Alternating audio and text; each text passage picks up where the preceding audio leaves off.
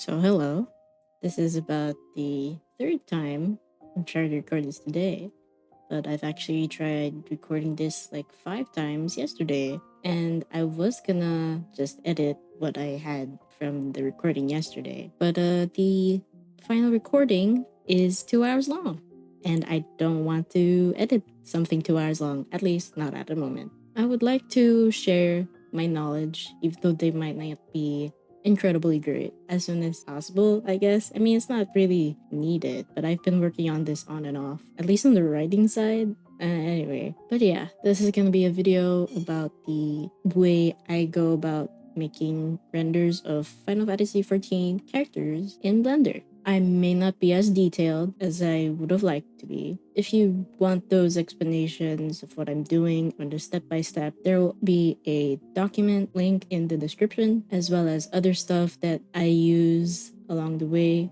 To start off, if your character is modded, you want to install your mods first before doing any of this. I don't think penumbra mods could be installed in TexTools. They're like penumbra only. At least if they're models, if they're textures, you could possibly make use of it by extracting or exporting the file with penumbra. So before I do anything else, I will go through two methods at the same time, which may be a bit confusing, but I will try to at least mark off what I'm doing. So there's the cycles render version, which makes use of Mektools, the add-on, and just what TexTools gives us when we export our full character. Cycles is more of like a realistic kind of rendering type. I think it has some like RTX on artist or whatever. The word for it escapes my mind. And there's the other method, which is the Eevee rendering, which is more game-looking kind of images. Both of the types have some effort put into making the lighting look good, but it depends. You could possibly use the same lighting for both rendering type, but I found that sometimes you need some more work on one thing and then you need to edit the lighting on the other. Anyway, Eevee makes use of the WoL Shader as well as the Colorsetter add-on so that our materials of the like gear, her hair, etc. look more like how it does in game. Cycles does take long to render, but it gives up some pretty cool shadows and stuff like that. And Eevee looks more like in game. It's really up to you which one you'd prefer. So yeah, those are the two kinds of methods or rendering styles, whichever floats your boat. This is our character for today. What I like to do first is make an Anamnesis character export save file, and you could open it as a notepad, and there are some things that we want, like the hair number, some facial features like the eyes, the nose and jaw, mouth numbers and stuff like that, as well as these numbers at the very bottom, which are the colors of stuff like her hair color, the skin, lipstick if they have any. Let's start by keeping track of the colors. So you could technically color pick them. Say if you're in Blender, I just brought in the image into Blender. You could do that by clicking this open image icon in an image editor window, and you could technically just color pick what you need from here. If you want the Anamnesis colors, these are like the RGB colors. So this first part of the color goes into red. The second goes into green. And this third goes into blue. So this could be like, I don't know, it depends, I guess. It may be more accurate or not. It's not exactly the same. Like the color changes a bit, but I guess there's more to it than meets the eye. I don't know. But whichever might seem better, whatever. So why do you want these numbers? If you're using the Mektools method, it would be preferable for you to go and change these colors in TexTools to match your character's skin color or hair color to make it easier for you later. So I've already done that, and it should be good to go. Well, let's just look for the models and stuff we need. Just gonna grab the pleasant female face. I think she's face 1 actually. I'm used to face 2. and add to FMV, this button over here. It'll open a new window. If you use the WoL Shader or Colorsetter, you would want to export these textures as DDS. For Mektools, I don't think you really need to, but you'll never know if you really need that for later. This is more for convenience that I'm gonna export them both at the same time. I'm not gonna bother with this. This is the Reaper Eyes texture, but if you need it, you can go and grab these textures. You need all of these, by the way, just to be clear. The normal multi-color set. If there's a diffuse, the diffuse. For example, like this diffuse, I would also export these. For Mektools, you do want the multi-texture for your character. I don't think I mentioned it earlier, but in the options for TexTools, I did make her skin her lips, the same color as her skin. If you want to change her lipstick in Blender or something, this will be helpful for later. If you use the Anamnesis, or if you can look here and look for her hair, 164. Let's look for that. Oh, you can't find it in the textures because the textures are actually using the Midlander male, but they do have their own models. This one. Add to FMV. You want to go to models, go to Midlander male, and then go to textures so you can have the textures you need. If things are doubling up over here, just go back and forth from one hair to the original hair you're after, and it will show properly now. I did export these already. Oh, by the way, I forgot to mention, and I'm supposed to be more clear. To find these textures and the going, you can click on this folder icon. It'll open up a file explorer. What I like to do is keep track of the file paths and save it over here into a small file. You could technically move all of these into one folder to make it easier for you so you don't have to keep track of everything, but this could also be a lot more work, but it's really up to you. I like to do it this way, so everything can just copy paste. Your face is technically already done, but if your character is like a Miqo, Viera, Hroth, or whatever, you may also need to look at the tail. Oh yeah, also aura. Yeah, I forgot. And the ear if you're Viera. If you have face paint, these cannot be added to the model, but we can add them in later. I don't know if I'll really touch on that, but if I don't, it will be mentioned in the document. And there is another video by Meku, who also goes through this. But if you use the WoL Shader, there is stuff set up so you can do that easier. But okay, our character doesn't use these, so we can just move on. For later, you may or may not need the body textures of your character. Since our character today is an Elysian female, she makes use of the human female's body materials. And yeah, you could export these if you need. This one is fine. It's just a small texture, really. But now let's get to the actual gear pieces. So she uses the Gem Fiend's vest.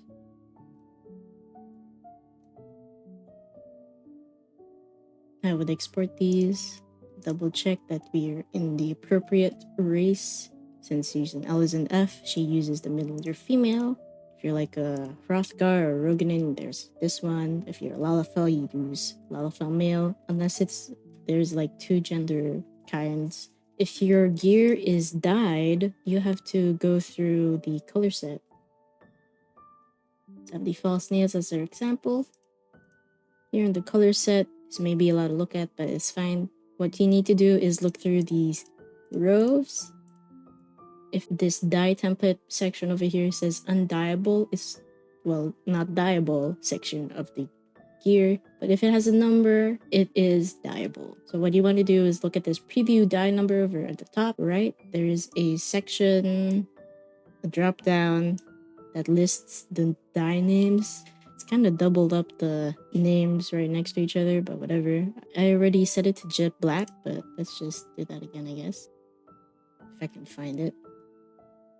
Here. And then you want to click copy dye values to row. It may not have changed, but it did. After you've done this for all of the color sets rows, you want to click save, and then you can export these textures and color sets. And this uses the human and the female, add to FMV. Female, add to FMV. This one says it uses human and male's textures. You export that. I can export this because I haven't yet. And this one is just min under male, Rogadin, and Lalafell. Since shoes aren't really gendered anyway, we just used human and male. Now you may notice that there is some clipping going on in the full model view, and that will be okay. You can edit it in Blender later. And this should be everything. Just to mention again, if your character is a tailed race, forget to add in their tail. If they are Viera, don't forget their ears. And this should be good to export. Export. How's an F render take 2? It'll just take a while. And then it'll say export successful. And there's your full body. You should be fine to close all these now. Now to import, I will be using Mektools, but there are ways to do this without it. There's a section here, import FBX. You want the armature settings to be either force connect children and automatic bone orientation to be checked, or if you're like me, primary bone axis to X, secondary bone axis to Y. This will be helpful if you want to use like animations from the game on your character, at least to my knowledge. You could technically use these two, but things might not look right. Import, and if you don't click some buttons over in the Mektools tab or adjust the materials, your character would look kind of inside out and weird. We just want to click fix alpha, fix metallic, and that should be good. Now next, what I would do is look into the sections over here. In between this first empty and this last empty, I will just delete it. And this might be a lot to look at, but it will be okay. So first, I will just join things together or delete things I don't need. For example, these pants. I think they're high enough to not need this section. Yeah, I could just delete that. Could look through this list, look for like the same part, the main part number. So for these pants, for example, this is 9.0, 9.1, 9.2. This is all the same. I would do Control J, join them. These boots are also separated into two. Control J, do the same for the other pieces of gear. For the face specifics parts, if you don't need to reperize, just delete them. Certain facial features, if you don't need them, you could also delete. Her hair, well, it's separated into two. Some others may be even more. If your character wears a hat, it may depend if you need to delete or it's be fine to merge them. But you could observe here in the shape keys section, there's this shape key other than bases that you could adjust. You could either drag from here or here. If you drag to 1 and it doesn't really change much, you could delete it if you have like a hat. And over here in this bottom half, this one shrinks down to adjust to hat shape. I do need this part though, so I will just select these two and join them. But I'll hide it for now because there's also this scar that I don't have on this character. And here's some more parts. 2.0. These are all okay. Join. And 1 is the eyes.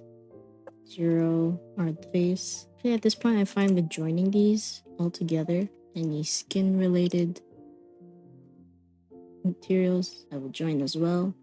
Let's go into the material properties and any duplicates that have like a 0.001. I will just click this minus sign and delete it. This one, they're all unique. I keep them. I'll just double check with these because gear has shape keys as well. So say you have a top that would hide certain parts of the pants. This one is just that. So it shrinks a little bit. I think this is for thigh highs, thigh high boots. These are for mid-length boots. This one is, well, this is in 2 parts. If your pants are very long, usually it hides top part of the boots. And just show this, and so it does shrink a bit. And try and avoid clipping. And that also applies to the top gear. And some parts would also be hidden, things like that.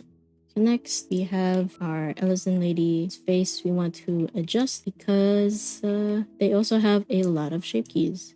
If you want to organize this by alphabetical order, you could also sort by name here.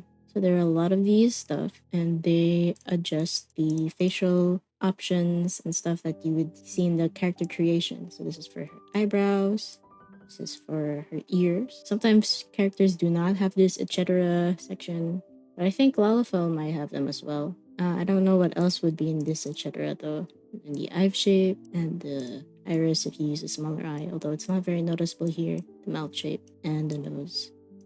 These are pretty tame. So next, for the face, the shape keys. It depends if you want to eyeball it, but if you want, you can keep note of the numbers. And Anamnesis, there are these numbers like the eye shape number, the face number, jaw, eyebrows, nose, ears, mouth. This is also the same if you use Glamour. There's these numbers as well. But if you use the Anamnesis file, these are off by 1. So say Anamnesis says 1 in the file, it says 0. If something is 1 in game, this is confusing, I know. It means you don't need to change any of these shape keys. If it's 2, then you need to look for A. If it's 3, then B. If it's 4, then C. Am I counting right? Yes. So her face is 1. Her eye shape is 4, according to Anamnesis over here. So I need to check the C eye shape.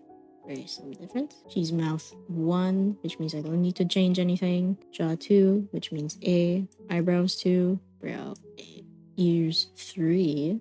I think the etc. shape might be a little off too sometimes. You know, she has her short ears here. Oh yeah, no, this is her ears, the C one. So I think, yeah, because characters who don't have these etc., I guess, are already at 0. So option 1 for these characters are different, off by 1. Anyway, it seems good to go for now. Let's just actually make a save file of this. Always save your file in case of things going wrong. So first, for this section, I will go through the Mektools, TexTools method for setting up your materials. I will go through the WoL Shader and Colorsetter later. So first, let's select our character and be sure that the face material is selected. Apply custom skin shader from the Mektools tab. And you may notice that her skin is a bit shinier than it was before. You also want to do that to any of the skin materials. Apply skin shader. Yeah, it does look a bit shinier. There's that.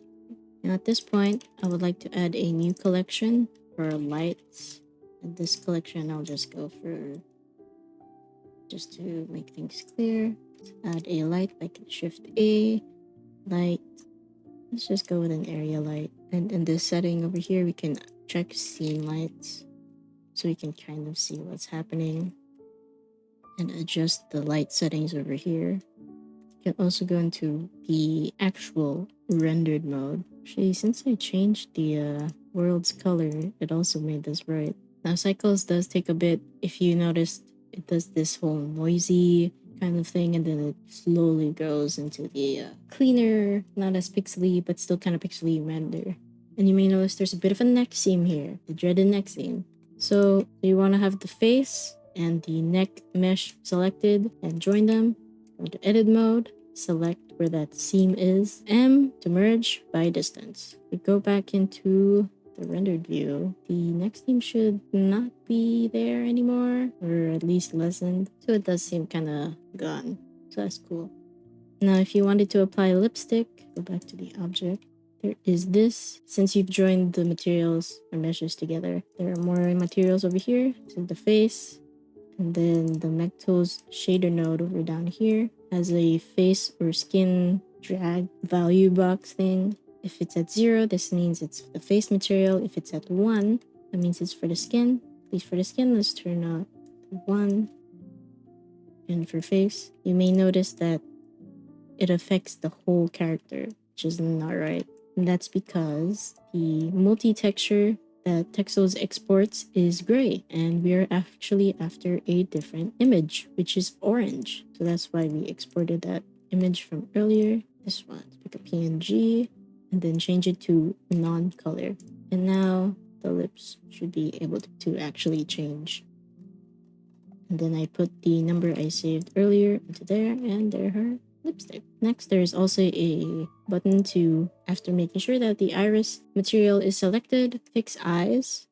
And this other node will also be showing. It defaults to the Miqo eyes because Meku usually works with Miqo. But if you want to change them, for example, this is our Elizen. It says here Elizen 9, so change the index to 9, and that should be their usual eyes. If you want to change or have your own custom eye texture, you just F3 to add image texture. Look for your texture and plug this in over here. And then change the eye index to 12 because that's what it's set up as. If you want to change how the eye shine looks like, you can select the eye shader, click tab, zoom out a bit, and up over here, this is where the eyes shine texture is, the catch light. You can change that. You could also change the intensity of it with this RGB curve. I guess you could also change the color of it, yeah, with this color ramp. I'm fine with this for now, and that should be it for the eyes. Now technically, you could already make a render with this if you really wanted to, but you may notice that certain textures don't look exactly like you might expect. If you look again, the Gem Fiend's vest buttons are yellowish, and this one's kind of dull. So this is where one of the more complicated parts of the whole thing comes in. Okay, so at this point, let's go into the material of the gear piece. Make a duplicate of the specular. Click this number 2 or whatever number it is to make like a duplicate or something. And change the color space to sRGB. And with this diffuse, change it to non-color. Next, we add in a mixed color node. Put the diffuse into B, the specular into A, and the result of this into the base color of the principled BSDF. And it should look more like itself. You can of course change the settings. You can change the factor or the amount of one side or the other or whatever. And the different blending modes. So let's say if you wanted to multiply it, that looks pretty cool, not gonna lie. But let's keep it at mix. And there's also another section. Let's make a duplicate of this image texture node. Put it to the side here, because I don't know how to not make it connect to these. And look for the multi of the Gem Fiend's vest or whatever gear you have. An image, change it to non-color.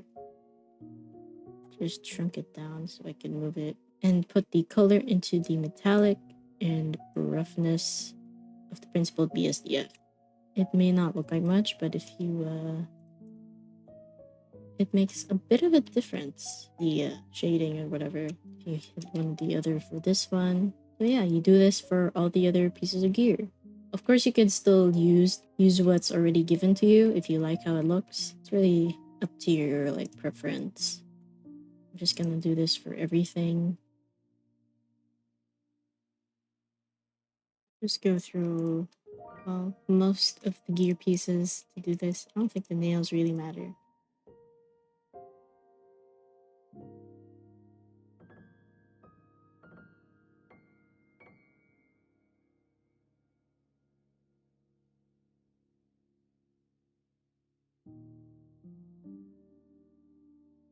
Could technically also do the same with the hair.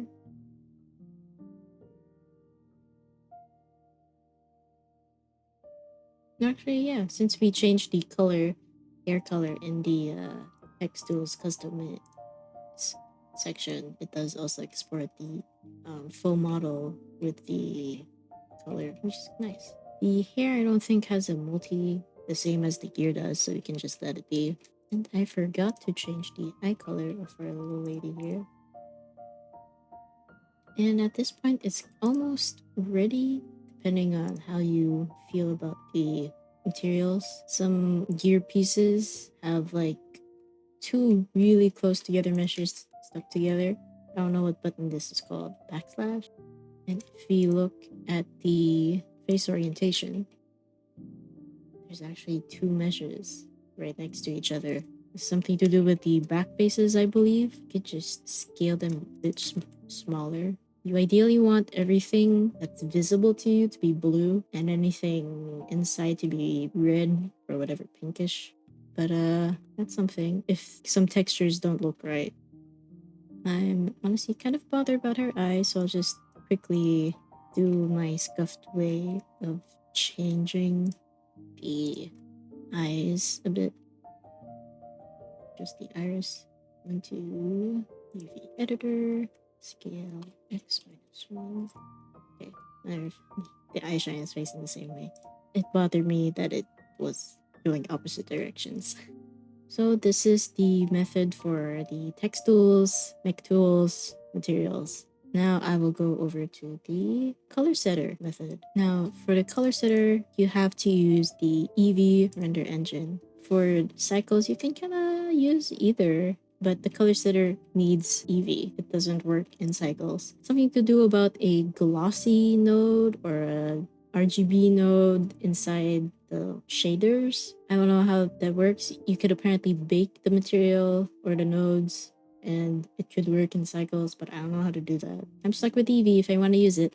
So first, let's go file append and look for the file of the WoL Shader.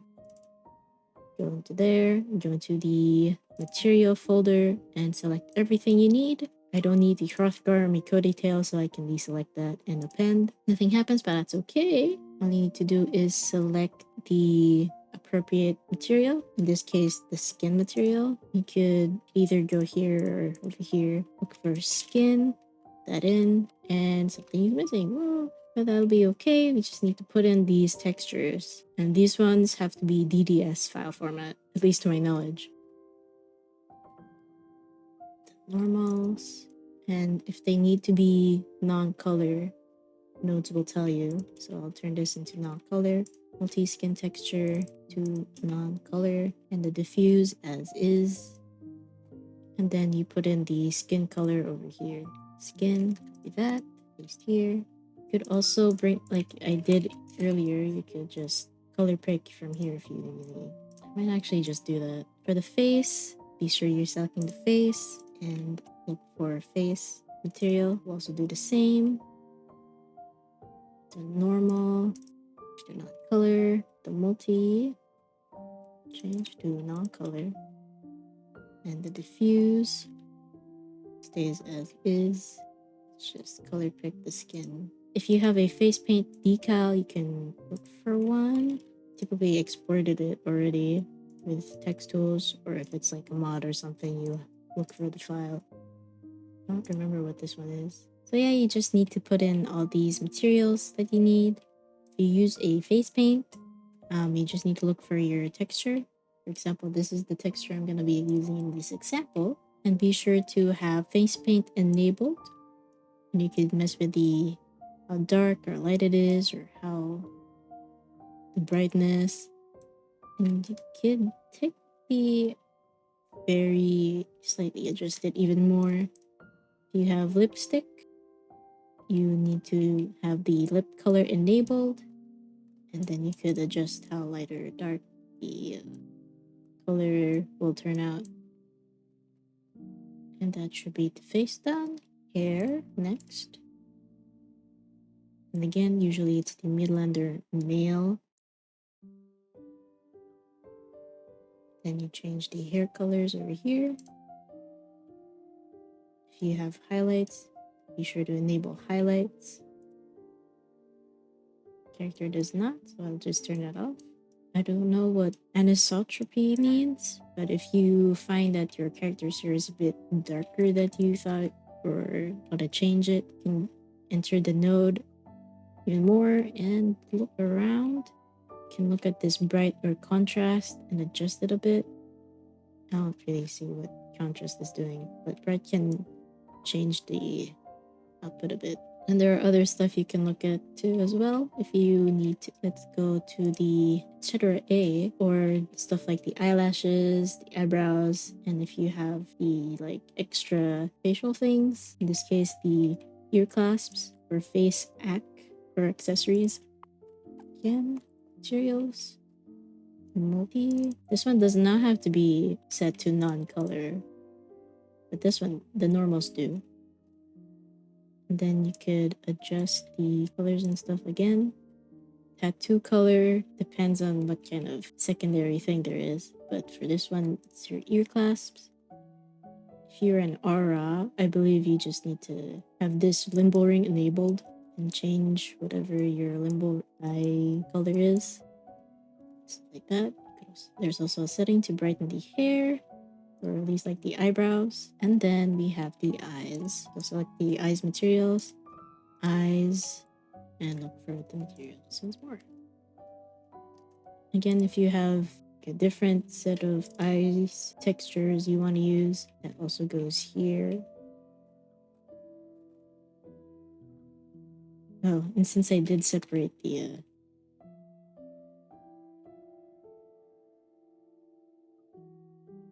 color, the odd eyes doesn't seem to work for me, but if you separate the materials and stuff like that, it could possibly work out. Okay, so that's all the character customization specific stuff. Now for the gear, if you have the plugins installed, there should be a Colorsetter section over here. Just click add on your material or your gear, and do note that it will replace the material. So if you want, you could like add a new material, delete this for now, and then add. Then import DDS. Let's look for our file. And you'll have to import the normals and what have you. These have to be DDS. This one's non-color, I believe. Yeah, just the normals for the gear have to be non-color. This is just the same material. Then the multi. And ta-da, there's your gear. This should more or less be it. If your gear, however, uses like diffuse or speculars, you can import those in. And be sure to enable the diffuse textures, the speculars, and what have you in the node over here. You could also technically adjust the colors here if you really want to. So certain things like this bell over here, you could do that and change the colors in Blender. And I guess you could export it and import it back into TexTools, or like putting it into a mod if you want to. And then that's pretty much it. And you have to just do this for all the other gear pieces. You could also rename these new Colorsetter materials. I like to start with CS, whatever description, to make it easier for me to keep track of.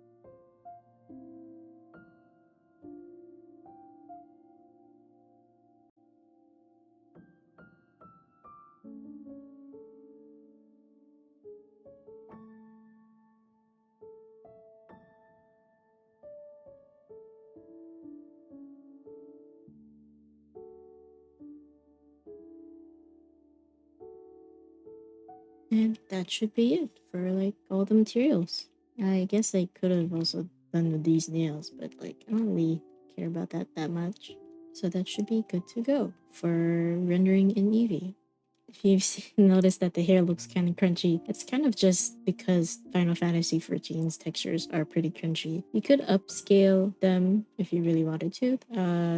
I might link it below, but if I don't, it will be in the document near the beginning at like the optional section. So yeah, so to compare, I'll just duplicate these and change the materials back. I suppose at this point, if you're satisfied with everything, you join the meshes together. And you could technically already pose your character. So if you select the armature, these triangle kind of octahedron now shapes, you could already go into pose mode. Go through that over here, or you tab, or you could also hit tab and then move things around. You could already pose these, but you may also notice that, wow, that's a lot of bones to keep track of. There's the skirt bones. This is a so whatever bone. I think it's for stuff like snowballs when you do throw on snow. That's a lot of bones to look at. So you could try and import an Anamnesis pose with the add-on pose helper.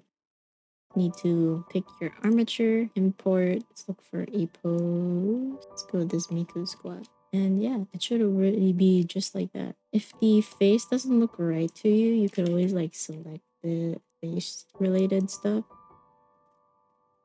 And then pose clear transform.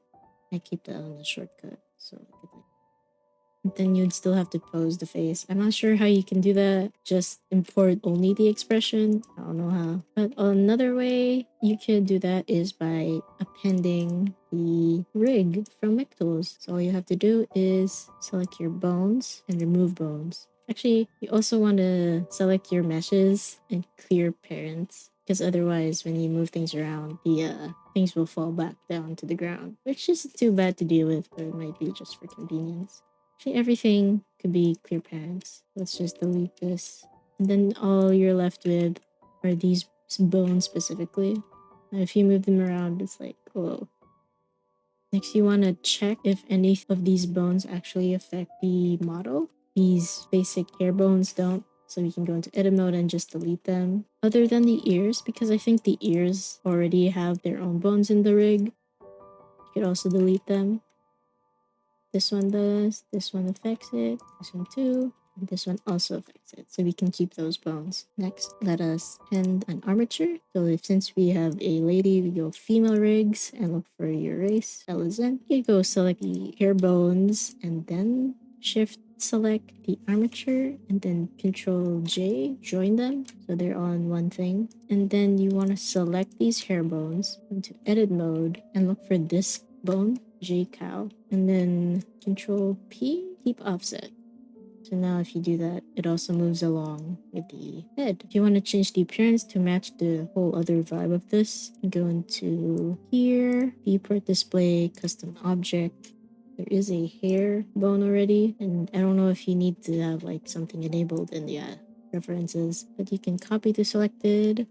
And yeah, now you may notice that nothing is actually moving with the rig, and you have to select your models and look for the Zen or whatever Mektools rig. And now, there you are. They should be ready to be schmoving. Let's go back into material preview. And here are the layers for your bones and stuff, which is gonna be where certain bones are hidden. I don't know if that made sense. Here are like a bunch of layers to the rig. Some things are hidden, like these skirt bones, although this does affect the rest of the skirt. So like say if you move this bone, all the skirt bones will also curve. If you don't want that, you can go manual and look for these bones, and you can move them one at a time, because otherwise, if I can look for it here, it does curve everything. So it's up to you how you want to deal with that. This is for twist bones, at least for the arms. So like you may need to adjust them because the elbows are kind of funny looking in this game. IK, oh here. This is the IK control for your character, so you can like just move the endpoints and the rest of the body will follow. It's pretty convenient for animating, so you don't have to keep rotating everything all the time. You adjust that, and you can also adjust this to where the elbows or the knees are going to be pointing. The FK, so if you want to rotate them one at a time instead, see if you move this, it doesn't follow. How you can go into FK, go into tools. I believe there should be a rig main properties section, and there's like a left arm IK to FK, right arm IK to FK. Let's slide this all the way to 1, and so I can't move the body as freely as this one. If you want to switch it back and forth, you could also, you need to select this, and yeah, you could just adjust. Can you slide this to IKFK? You could also do this with the legs. So you could just keep on posing from here. Over here is just the face. I think the hair also defaults to here. If you want to move them on their own, the most convenient part I find for these, like the facial expressions, they're already set up nice and clean. You could just move things around. This is supposed to be for the breasts, but I think Miqo just does like adjusts these with like a wiggle bone, spring bones, whatever kind of physics stuff. All that's left afterwards is lighting your scene, setting up a camera, and you could also add environments and stuff to your scene. So you could like be floating in the air. But if you do want to render transparent, I believe there's something here. In their film, there's a transparent. If you want to rotate these like a different way, by the way, you could like change the transform orientation. I do have this add-on that might be helpful for bone layers. Keep track of the layers without having to click through them one by one all the time. Skeleton fingers.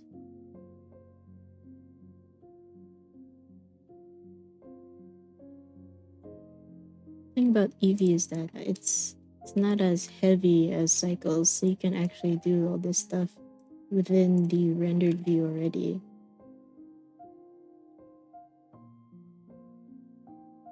It's a bunch of rotating and moving things to what you want. And I'll just actually open a new side, get out of pose mode, and then add a camera. If you click 0, you are actually in the camera's view. There's a bunch of settings for the camera that you could look them through, like there's a depth of field. If you want to, you could have some guidelines. There's a very faint dotted lines over here. Just focal length. You can go here in the resolution, change this to whatever size you want. I won't really go into how to really adjust that. There are links in the document, but you could always like just Google it because it's not really a Final Fantasy 14 specific thing.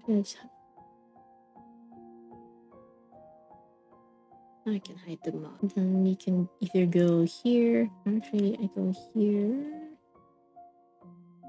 And then add whatever lights you want to your scene. There are like some plugins and stuff that can help just make that simple. Although some of them are paid, they're from the Blender market if that's like something you're interested in.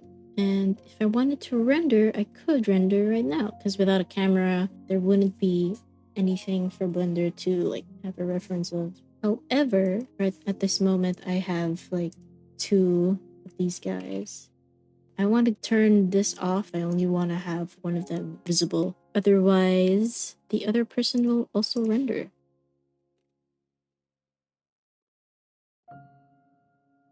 It's this camera icon that you wanna disable, and these are all found in this restrictions toggle section. Usually it's just hide in viewport thing, I think. Let's just make a render of our Eevee image. And there she is. I did set it to be transparent image, so that's why there's the checkered stuff. Now if you go into cycles, it will take a bit longer to render. And then let's go into the cycles render engine. And there are a couple of settings you could adjust here, like this max samples. Just make it smaller for this video. And it's gonna take a while. There's like a time remaining and how long it might take, stuff up there. While it's rendering, you may notice some things like this weird pattern over here or this other thing over here, and that's probably because the meshes of the gear isn't really fixed up real nice, so you'll probably have to like edit the model. Go to this one. This is the Eevee. This is the ongoing render. Okay, cool. But yeah, that's basically it. Like there are some imperfections that you could see. Maybe certain topology could be better or merged, but I'm not really looking that too close in, so I don't know. Beauty is in the eye of the beholder, and if you zoom in too much, you might just hurt yourself. Okay, I might put up like a comparison of like the cycles versus the Eevee render, because yeah, both of them are pretty good. They just have like their own things going on. Any questions you could leave in the comments, or you could read through my document, which I would recommend because I worked hard on it. Oh, it's finished rendering now. Ta-da! Cool. Bye!